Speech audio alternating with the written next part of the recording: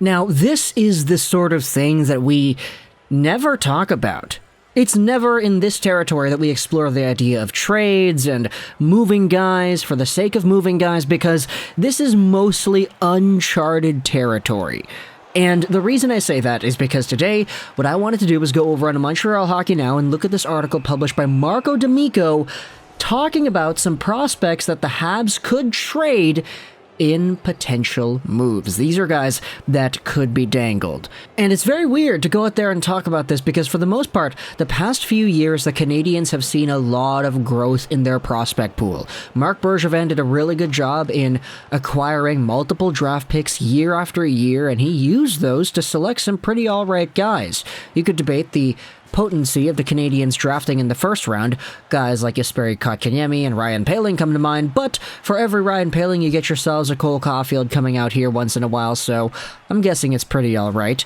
But there are a few prospects in the Canadian system that are mentioned here as potential trade bait, not because they're quote-unquote bad prospects, but because there are just so many good prospects the Canadiens have in their system in general. If you have everybody making the team, then you're probably going to have too many guys, and long story short, not everybody is going to make the NHL in general, as unfortunate as that may be, despite the fact that many of these Canadiens young guys do indeed have potential.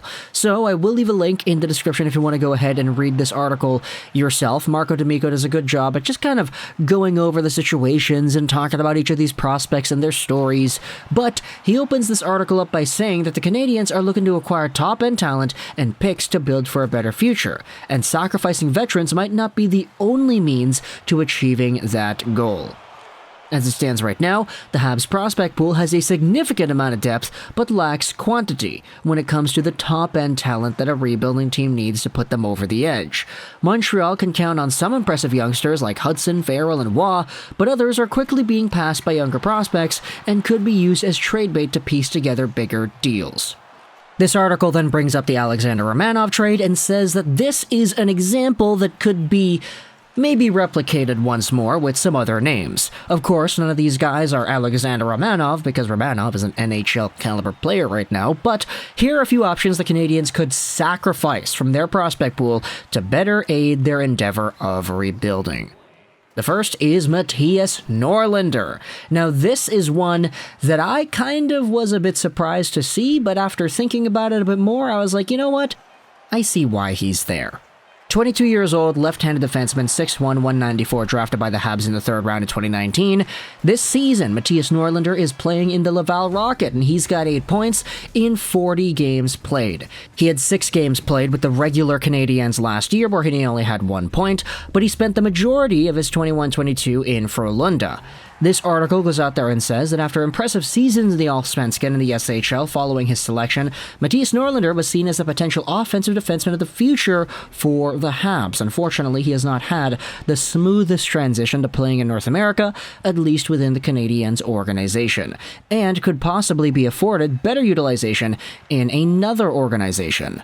The article then essentially says that with all the other Canadiens prospects that have been acquired and developed over the past little while, Mattias Norlinder has straight up just been passed over, and he is no longer one of the top defensive prospects the Habs have in their system.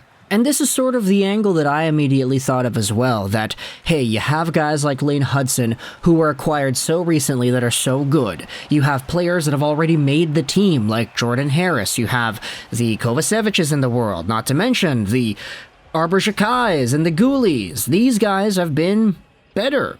You can only have so many left-handed defensemen on your team, and Mattias Norlinder is unfortunately the guy who has been pegged down and down the depth chart as other guys have just improved.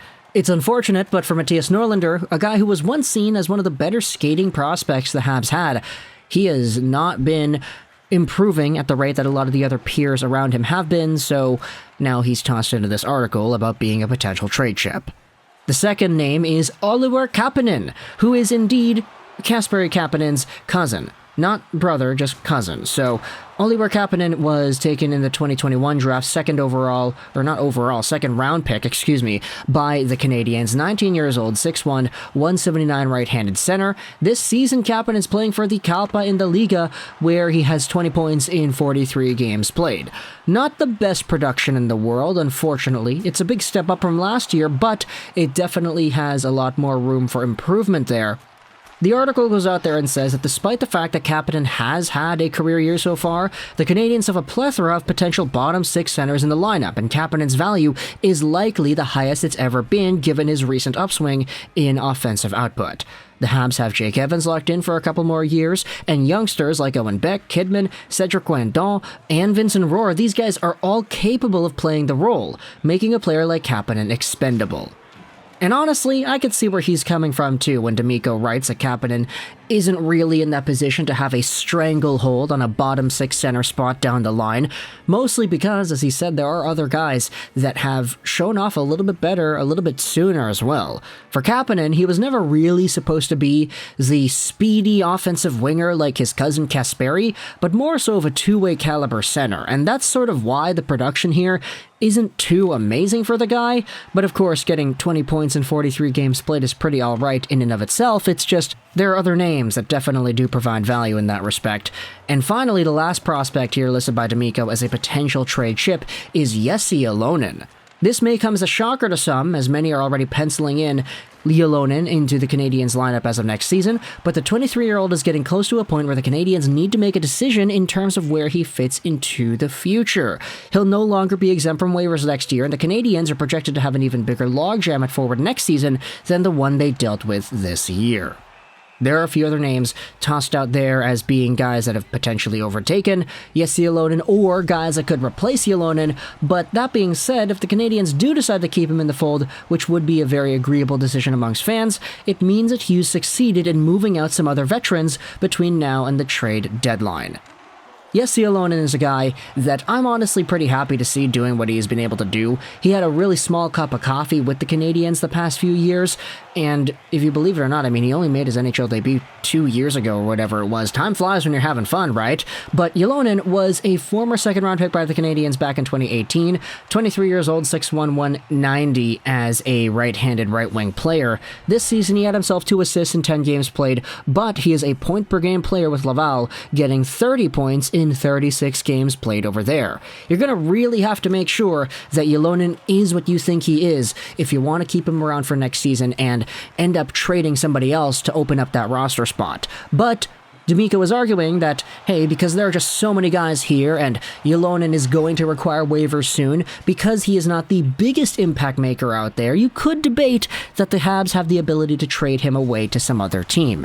Now, if another team were to acquire a guy like Ylonen, you'd have to go out there and expect them to be all in on what it was that Ylonen had done recently in his Finnish development, doing pretty well in the junior scene over there and expanding on his AHL role. But all in all, I mean, the potential middle to top 6 caliber forward that a lot of us thought Ylonen was capable of being back when he was drafted, I don't really know if that profile is still there. I mean, he's a good enough player to play in the NHL once in a while and just hang around, but is he really that potential top 6 scorer that some of us, myself included, thought he would be? I'm not really too sure. So, if you do trade away for Ylonen, you kind of have to believe that you're getting that guy in return, and the Canadiens would have to sell him as such. Although, of course, there isn't necessarily a need to trade away Ylonen in the first place if you end up trading away other guys, other veterans on the team that open up roster spots for younger players to come in and play for next year. But it is just something to think about. D'Amico indeed writes in this article that Ylonen is probably the least likely of the 3 to get traded, so there's that. But either way, you can talk to the comments on your thoughts about the idea of any of these 3 guys seeing their names pop up in a trade sometime between now and, let's say, the end of the year, for example. Mattias Norlinder, Oliver Kapanen, as well as that Jesse Ylonen. Do you think any of these guys get traded? Do you think it would be a profitable type of move, maybe a Romanov 2.0 type of move? Let me know your thoughts in the comment section below. Hope you enjoyed this video. And bye.